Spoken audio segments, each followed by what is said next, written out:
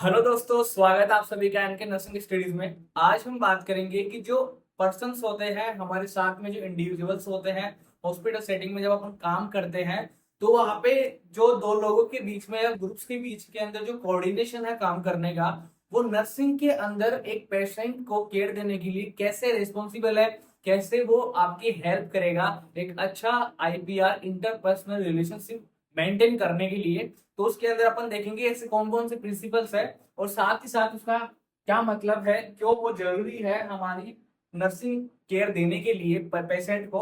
उसके अंदर अपन बात करें तो सबसे पहले अगर इंट्रो में देखिए तो क्या है कि nurse is important member of the healthcare team that must work in cooperation and harmony for the care of a client। इसका मतलब है कि जो नर्स होती है वो हेल्थ केयर टीम का एक बहुत ही इंपॉर्टेंट मेंबर होती है, जो क्या करती है, जो क्लाइंट है, जो पर्सन है, जो जो पेशेंट अपने पास है, उसको अच्छी केयर देने के लिए रेस्पॉन्सिबल होती है। ठीक है। और वो जो जो भी मेंबर्स है हेल्थ केयर टीम के, जैसे फिजिशियन हो गया, अदर पैरामेडिकल स्टाफ हो गए और नर्स हो गई, तो ये सब क्या करते हैं, एक साथ कोऑपरेट करके क्या करते हैं, पेशेंट की केयर करते हैं। ठीक है। तो उस टीम का नर्स क्या है, एक इंपॉर्टेंट हिस्सा है।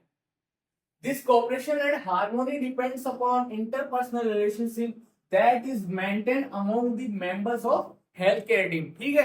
तो जो ये कोऑपरेशन और हार्मोनी है वो कैसे पेशेंट की केयर करने के लिए रेस्पॉन्सिबल है, कि वो क्या किस चीज के लिए इंपॉर्टेंट क्या करेगा, कि जो इंटरपर्सनल रिलेशनशिप है, पेशेंट जो हेल्थ केयर मेंबर टीम है उनके बीच के अंदर कैसा कोऑर्डिनेशन है, उसके ऊपर डिपेंड करेगा कि आप एक पेशेंट को कितनी अच्छी तरीके से केयर दे पा रहे हो। ठीक है। तो जो भी अपने साथ की स्टाफ्स होते हैं, जो भी अपने सीनियर्स होते हैं, उनके साथ क्या करना, अपने को कोऑपरेट करके चलना है। ठीक है। ताकि अपनी जो भी पेशेंट है उसका अच्छे से केयर कर सके। ठीक है। आगे अपन बात करेंगे जैसे कौन कौन से प्रिंसिपल्स है जिनका आपको ध्यान रखना है अच्छा कोऑपरेशन मेंटेन करने के लिए। तो जो फर्स्ट प्रिंसिपल है वो क्या है, learn everyone's name and never address anyone by any nickname. इसका मतलब है कि आपको क्या करना है, अगर आपका कोई सीनियर है चाहे जूनियर हो, उसको हमेशा नेम के साथ एक प्रॉपर टर्म के साथ एड्रेस करना, उसको बुलाना है। अगर उसका कोई निकनेम हो तो वहां पे आपको उसको जैसे किसी का चिंटू मिंटू ये नहीं करना है। वहां पे आपको ध्यान रखना है कि उसका प्रॉपर नाम क्या है, उसके लिए प्रॉपर टर्म क्या है। ठीक है। सर, बॉस, मिस बॉस जो भी है वो सब आपको वहां पे ध्यान रखना है। ठीक है। तो निकनेम के साथ उसको एड्रेस नहीं करना है वहां पे आपको। फिर क्या करना है आगे, आपको क्या ध्यान रखना है, respect everyone's individuality, each member of team is an important as other. इसका मतलब ये है कि आपको क्या करना है, जो भी आपकी हेल्थ केयर जो टीम है उसका जो भी मेंबर है उसको क्या करनी है, रेस्पेक्ट देनी है। ठीक है। ऐसा नहीं है कि आपसे जो जूनियर स्टाफ हो उसको आप रेस्पेक्ट नहीं दे रहे हो, तो वहां पे आपको क्या करना है, कॉपरेशन नहीं मिल पाएगा उसका। तो आपको वहां पे हर एक पर्सन की जो इंडिविजुअलिटी होती है उसको क्या करना है, रेस्पेक्ट करना है, चाहे वो आपसे जूनियर हो आपका सीनियर हो। ठीक है। तो वहां पे आपको इस बात का ध्यान रखना है और हर जो इंडिविजुअल उसके स्टेटस को वहां पे मेंटेन करके चलना है। आगे आपको ध्यान रखना है, do not impose anything on anybody. आपको कभी भी किसी भी पर्सन के ऊपर आपको क्या करना है, कि उसके ऊपर कोई भी काम का बोझ नहीं डालना, उसके ऊपर थोपना नहीं है कोई भी काम। ठीक है। तो उससे क्या होगा, अगर आप ऐसी कुछ करोगे तो वो आपका कोऑपरेट नहीं कर पाएगा। ठीक है। उसको लगेगा कि ये सब कुछ मेरे ऊपर ही क्यों डाला जा रहा है, मुझे इतना बर्डन क्यों दिया जा रहा है। तो वहां पे आपको उन चीजों का ध्यान रखना है वहां पे। ठीक है। तो कोई भी काम हो, कोई भी वर्क हो, आप उसको थोपना नहीं है किसी भी पर्सन के ऊपर। ठीक है। जो आपका हेल्थ केयर मेंबर का टीम का जो पर्सन है, जो इंडिविजुअल है, उसके ऊपर वो काम आपको थोपना नहीं है। आगे आपको ध्यान रखना है, कीप इमोशंस अंडर कंट्रोल। इसका मतलब ये है कि आपके जो इमोशंस है उसको क्या करना है, कंट्रोल में रखना है। जैसे कई बार होता है कि जैसे कोई भी हॉस्पिटल में कोई पेशेंट आता है, उसके साथ अपन क्या हो जाता है, कई बार अटैच हो जाते हैं, इमोशनल बॉन्ड बन जाता है अपने साथ। ठीक है। तो वो जब फिर डिस्चार्ज होता है तो वहां पे आपको प्रॉब्लम हो सकती है। ठीक है। तो हमेशा इस चीज का ध्यान रखना है कि किसी भी हेल्थ केयर मेंबर का टीम हो, ठीक है, हेल्थ केयर की टीम है उसका मेंबर हो, और या फिर कोई भी पर्सन हो, पेशेंट हो, उसके साथ आपको इमोशनल बॉन्ड नहीं बनाना है। वहां पे अपने जो भी इमोशंस है उनके ऊपर कंट्रोल करना है। आगे देखते हैं, do not afraid to admit ignorance. आपको क्या करना है, कभी भी इग्नोर नहीं करना है। ठीक है। कभी भी किसी को इग्नोर नहीं करना है और वहां पे आपको उसको एडमिट एडमिट करना है। ठीक है, इग्नोरेंस को। आगे अपन बात करें, the team leader should not make any excuses regarding his और हर रेस्पॉन्सिबिलिटी। ठीक है। जैसे आपकी रेस्पॉन्सिबिलिटी क्या है, एक नर्स की रेस्पॉन्सिबिलिटी क्या होती है, कि जो पर्सन होता है, जो पेशेंट आपके पास, उसकी अच्छी से अच्छी केयर करना। ठीक है। तो आपको कभी भी एक्सक्यूज नहीं बनाना वहां पे पेशेंट की केयर को लेकर कि मुझे तो ये काम हो गया था, इस वजह से मैं ये काम नहीं कर पाया। आपकी जो पहली रेस्पॉन्सिबिलिटी क्या होती है उसको आपको ध्यान में रखना है और उसी के रिगार्डिंग आपके सारे काम होने चाहिए, इस बात को आपको ध्यान में रखना है। आगे अपन प्रिंसिपल की बात करें, do not give and take any personal favour. ठीक, आपको इस बात का भी ध्यान रखना है, ना तो आपको कभी कोई पर्सनल फेवर लेना है किसी से, ना ही कभी पर्सनल फेवर देना है, इस बात का आपको वहां पे ध्यान में रखना है। और ना जो अदर अदर टीम मेंबर्स उनके ऊपर आपका जो जो आईपीआर जो कोऑर्डिनेशन खराब होगा उसका इफेक्ट वहां पे दिख सकता है आपको। ठीक है, develop habits of listening and focus attention on the problem. आपको क्या करना है, जब भी आपकी जो भी मीटिंग्स होती है, जैसे कोई भी पेशेंट की केयर को लेके आपकी जो भी टीम मेंबर्स है उनके बीच में अगर कोई मीटिंग हो रही है, तो वहां पे आपको फोकस रह के उस मीटिंग को क्या करना, अटेंड करना है और वहां पे आपको ध्यान से सुनना है कि क्या बातें की जा रही है, कैसे आप पेशेंट की केयर के रिगार्डिंग अच्छे से काम कर सकते हैं। ठीक है, तो ये सब आपको जो भी हैबिट्स है वो आपको डेवलप करनी है। अगर आपके अंदर है तो बहुत अच्छी बात है, अगर नहीं है तो वहां पे आपको डेवलप करनी पड़ेगी। डू नॉट डू और say anything that will disturb others faith, कि आपको कभी भी ऐसा कुछ भी नहीं बोलना जिससे कि आपका जो अदर मेंबर है, अदर पर्सन है, उसका फेथ, उसका विश्वास आपके ऊपर से खराब हो, उसका विश्वास डिस्टर्ब हो जाए। आपको कभी भी ऐसा ही बातें नहीं बोलनी है। इसमें आपको बताया कि आप किसी को उसके निकनेम से आप हॉस्पिटल में अगर बुला रहे हो तो उसका क्या होगा कि वो सोचेगा कि यार इसके अंदर क्या है, एटिकेट्स नहीं है, कैसे बात करी जाती है। ठीक है, तो ये सब वहां पे आपको डिस्टर्ब कर सकता है, वहां पे आपके जो कॉपरेशन है उस काम को वहां पे डिस्टर्ब कर सकता है। आगे अपन बात करें, be impartial to others and practise justice. आपको कभी भी क्या करनी है, पार्शलिटी नहीं करनी काम करने में, चाहे कुछ भी हो, चाहे वो रेस के अकॉर्डिंग, उसकी सेक्स के अकॉर्डिंग, उसकी कास्ट के अकॉर्डिंग, वहां पे आपको पेशेंट के साथ पार्शलिटी नहीं करनी है। आपको एक पर्सन को अच्छी से अच्छी केयर देनी है बिना किसी पार्शलिटी के। ठीक है, और वहां पे अच्छे से उसका ध्यान रखना है, ये बात आपको वहां पे ध्यान में रखनी पड़ेगी। आगे अपन बात करें, the member of team should be loyal.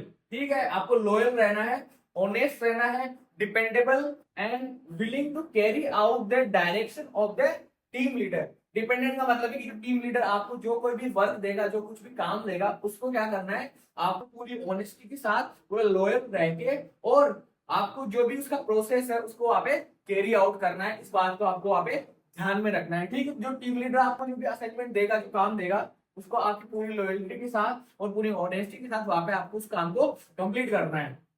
आगे अपन बात करें, there should be team spirit और we feeling among the members.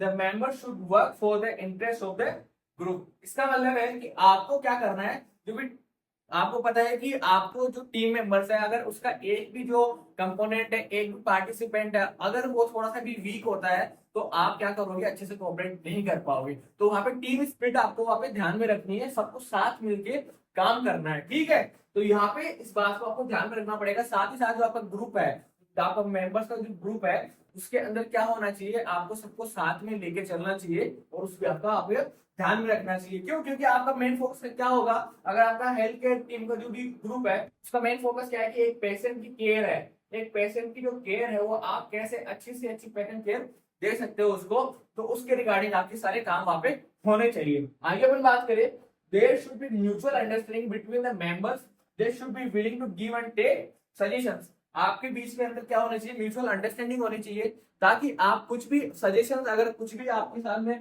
अगर कुछ ऐसी प्रॉब्लम्स आ रही है तो वहां पे जो पर्सन है, जो आपके मेंबर्स की टीम, जो टीम्स है, उसके जो मेंबर है वो क्या कर सके, आपको आपस में क्या कर सको, आप जो भी सजेशंस है रिगार्डिंग किसी के भी रिगार्डिंग हो, किसी भी टॉपिक के रिगार्डिंग हो, पेशेंट की केयर हो, आपकी प्रॉब्लम्स हो, उनके रिगार्डिंग आप क्या कर सको, उन सजेशंस को क्या कर सको, वहां पे गिव एंड टेक कर सको। There should be delegation of responsibility in a group, and every member should carry out his or her responsibility to satisfaction of the group। इसका मतलब ये है कि जो आप, जैसे आपने किसी पेशेंट की केयर करने का जिम्मा ले लिया, तो वहाँ पे आपकी मेन फोकस रेस्पॉन्सिबिलिटी क्या होगी, उसकी केयर को आपने को ठीक करना है। ठीक है, या फिर कोई भी अन्य टास्क होना चाहिए, जैसे कुछ भी आपको दिया गया, अगर टीम के थ्रू आपको कोई काम दिया गया, तो आपका मेन फोकस क्या होना चाहिए कि जो भी आपका जो ग्रुप में जो काम मिला है उसको आपको अच्छी तरीके से कंप्लीट करना है। ठीक है, वो सेटिस्फेक्शन आपको कब मिलेगा, जब अपना जो आपका काम है वो आप अच्छे से कैरी आउट कर पाओगे, तो उस बात को आपको यहाँ पे ध्यान में रखना है। आगे अपन बात करें, the relationship of members of a group with the public should be decent and considerate. इसका मतलब ये है कि आपको जो भी आपका जो भी बिहेवियर होना चाहिए पब्लिक के साथ में, वो अच्छा होना चाहिए, पोलाइट होना चाहिए। इस बात का आपको ध्यान में रखना है। पब्लिक के साथ साथ आपके जो भी ग्रुप मेंबर्स है उनके साथ भी आपको क्या, आपका जो बिहेवियर है वो क्या होना चाहिए, रिलेशन अच्छा होना चाहिए वहां पे। आगे पर बात करें, teach the newcomers about the job, make sure that all the assignment are understood। अब जैसे आपके जो जूनियर्स है, अगर आप हॉस्पिटल में काम कर रहे हो, आपके जूनियर्स जो भी आ रहे हैं उनको बताना है कि यहाँ पे कैसे काम होता है, कैसे कैसे क्या प्रोसेस होते हैं, ठीक है। तो उनको समझाना है उन प्रोसेस के बारे में, साथ ही साथ इस बात का भी ध्यान में रखना है कि उनको वो बातें समझ में आ रही है या नहीं आ रही। ठीक है, आपने उनको कोई असाइनमेंट दिया, उनको समझ में नहीं आया था, उस असाइनमेंट को कैसे कंप्लीट करना है, ठीक है, तो आपको पहले उनको बताना है कि ये आपका असाइनमेंट है, इसको ऐसे कंप्लीट करना है। तो उनको पूछना है कि आपको ये बात समझ में आई या फिर नहीं आई, ठीक है। तो इन सब बातों का वहां पे आपको ध्यान में रखना पड़ेगा।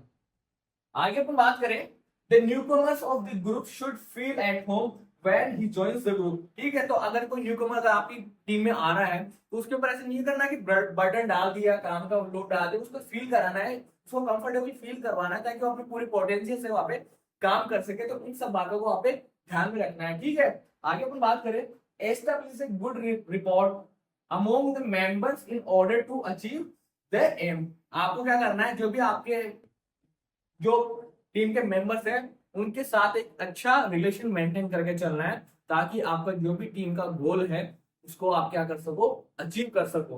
तो ये क्या थे, प्रिंसिपल्स थे किसके, आपको एक अच्छा आईपीआर, इंटरपर्सनल रिलेशनशिप मेंटेन करने के लिए किन किन प्रिंसिपल्स का आपको वहां पे ध्यान में रखना है, ठीक है। तो ये सब पॉइंट्स आपको वहां पे ध्यान में रखने पड़ेंगे।